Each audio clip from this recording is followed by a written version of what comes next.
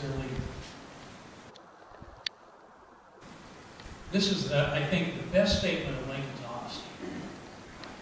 2 years after the closing of the New Salem Post Office, this is an auditor for the post office speaking. 2 years after the closing of the New Salem Post Office, I went to see Mr. Lincoln in Springfield to inquire about a small discrepancy in the accounts while he was postmaster.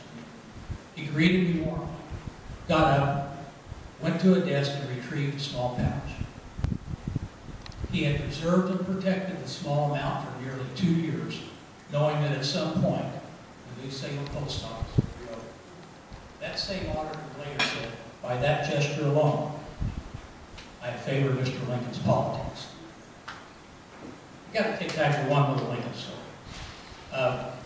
Lincoln tells this story about honesty. He said that there was a fisherman in the town who was known to exaggerate the size of his fish. So to prove his honesty, the fisherman brought a scale and weighed his next catch in front of the townspeople. That night, the town doctor came over, borrowed the scale, and the next morning reported that Mrs. Sweeney down the road had given birth to a 46-pound boy.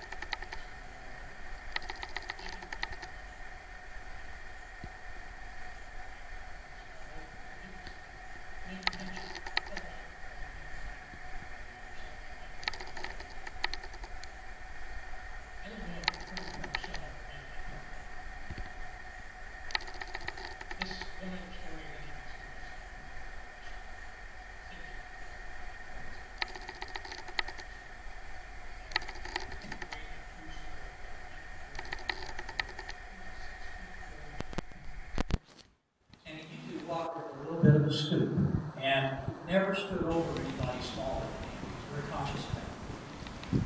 His colonel in the Black Hawk War was 5 feet 1 inches tall. And one day he barked at Lincoln to stand up like a soldier.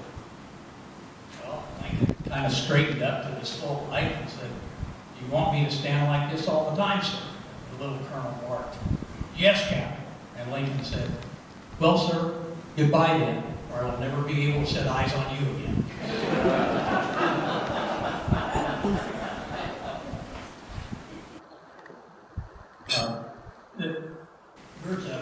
One of his leadership traits was always leave open when you had a problem with someone. Leave open room for a future entree.